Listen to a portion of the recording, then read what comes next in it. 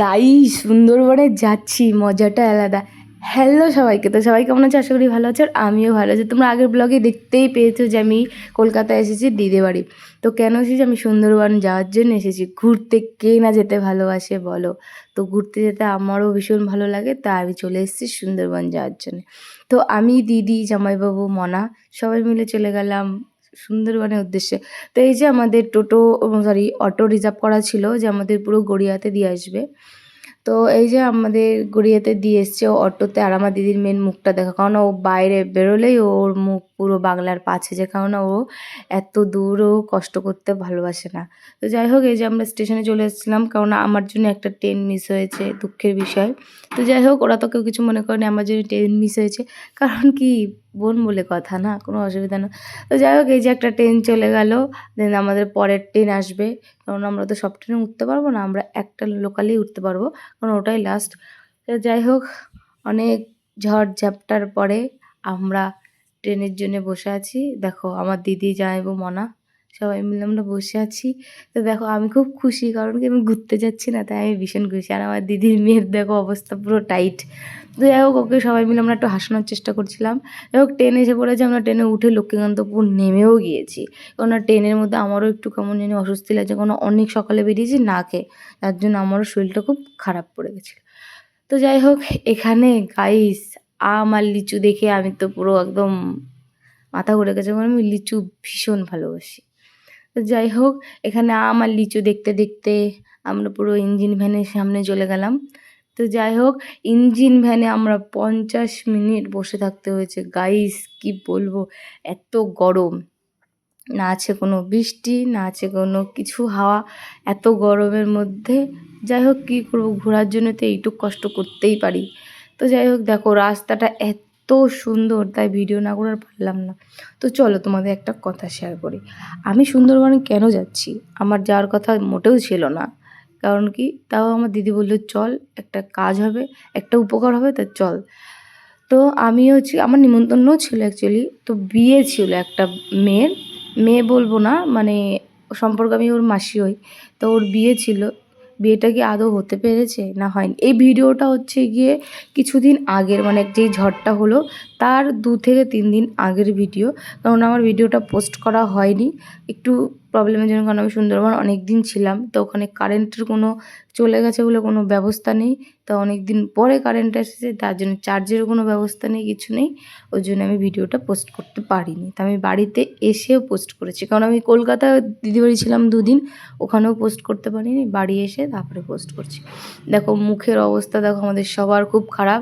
বললাম না যে ওয়েদারটা কত সুন্দর ছিল, তারপরে নেমে গেল বৃষ্টি। বৃষ্টিতে তো আমরা ভয় পেয়েছিলাম, কারণ আমরা ভেবেছিলাম কি আগেই কি ঝড় হয়ে যাবে, আমরা কি আদৌ পারাতে পারবো, তারপরে আমরা কি পৌঁছাতে পারবো। তা যাই হোক, দেখো আমরা পুরোপুরি সুন্দরবনের মধ্যে ঢুকে পড়েছি, আর জাস্ট দেখো ভিউটা এত সুন্দর, এত সুন্দর, আর আকাশটা দেখো কত সুন্দর, পুরো পরিষ্কার হয়ে গেছিলো। তাই তো যাই হোক, সবাই বলে সুন্দরবন, সুন্দরবন কেমন একটা জিনিস। তো যাই হোক, আজকে আমি পুরো ফাইনালি নিজের স্বপ্নটা পূরণ হয়ে গেল, ঘোরাটাও হয়ে গেল। তো খুব ভালোও লেগেছে ঘুরতে, পুরো গ্রাম গ্রাম, আমিও অ্যাকচুয়ালি গ্রামের মেয়ে, যদিও বা তো এরকম না, অতটাও না, আমাদের গ্রাম আছে কিন্তু এত না, কিন্তু আমি গ্রাম ভীষণ ভালোবাসি, সবুজ সবুজ প্রকৃতি, ও খুব খুব খুব ভালো লাগে। আর দেখো এত বড় সমুদ্রটা পার হতে, যা আমি ভীষণ ভয় পাই, এই নৌকাতে ট্রলার উঠতে ভীষণ ভয় পাই, এই নিয়ে মনে হয় আমি সেকেন্ডবার বা এরকম 3-4বার হবে পার হচ্ছি, কারণ ভীষণ ভয় লাগে, ভয়ে ভয়ে মুখ টুক শুকিয়ে নিয়ে ভয়ে ভয়ে পার হলাম। অনেকটা দূর, অনেকটা সময় লেগেছে পার হতে। এখন ছিল জোয়ার, ছিল না, এখন ভাটা ছিল, আর আসার দিন জোয়ার, এত ভয়, ওই দিন তো আরও ভয়, আমি তো পুরো একদম খালি ঠাকুরকে বলছি ভালোভাবে যদি পার হয়ে যায়, পার হয়ে যায়। তো যাই হোক, এইসব কথা বাদ দাও, দেখো ভিউটা একটু দেখো, জাস্ট এত সুন্দর। আমি তো ভাবছিলাম কত সুন্দর, একটু থাকতে পারলে বেঁচে। যাই হোক, নামতে তো হবে, কারণ ভয় পেয়ে গেছিলাম। তো আমাদের ওখানে দাঁড়িয়েছিল আমার দিদির জায়ের মেয়ের, ওর বররা, ওরা সব দাঁড়িয়েছিল, মানে আমাদের হয় এই সম্পর্কে মামা। তো ওরা দাঁড়িয়েছিল আর আমাদের নেওয়ার জন্যে। তো ওদের বাড়ি চলেও আসলাম, আজ আমাদের জন্য রান্নাবান্না করেছে, খাওয়া দাওয়াও করলাম। খাওয়া দাওয়া করে এখন একটু ফ্রেশ হয়ে একটু বসবো। দেখো একে বলে চোর, জামরুল দেখে কি আর লোভ সামলানো যায়? একটু ফল টল জিনিস এগুলো একটু বেশি পছন্দ করি। তা দেখো জামরুল দেখে কি আর লোভ সামলানো যায়? তো যত দিন ছিলাম মনে হয় আমি অর্ধেক মনে হয় জামরুলের ওপরেই ছিলাম। জামরুল কত রকমের জামরুল, পেয়ারা সব ছিল। অনেক, অনেক এখানে তালমাল এখানে আমরা কিনে খাই আর ওখানে ওরা ফেলে, ফেলে দেয়। তো যাই হোক অনেক পুকুর পাড়ে দাঁড়িয়ে জামরুল খাওয়ার মজাটাই আলাদা।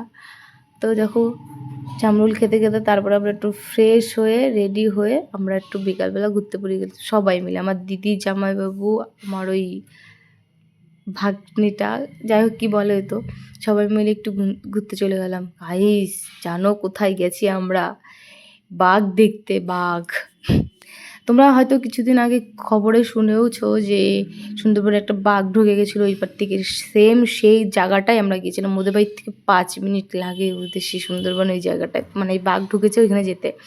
আরেকটা কথা, দিদি মানে ডান্স বাংলা ডান্স একটা যে বাচ্চাটা গিয়েছিল সেকেন্ড হয়েছে, তাদের বাড়িও সেম ওই পাশে। ওদের সাথেও দেখা হয়েছে, বাচ্চা একদম। তো যাই হোক তারপরে রাত্রেবেলা আমরা এই মানে এই নাতনি হয়, আমার নাতি হয় না কি বলে, ওই তো কেক সেলিব্রেশন করলো, একটু খাওয়া দাওয়া হলো, ওর বার্থডে ছিল। তাই ভিডিওটা এইটুক, যদি ভালো লাগে like comment share, channel subscribe করে দেখো। দেখা হচ্ছে কোনো নেক্সট কোনো ভিডিওর সাথে, ততক্ষণ সাথে থাকো। আর কিন্তু খুব ইন্টারেস্টিং ভিডিও আসতে চলেছে।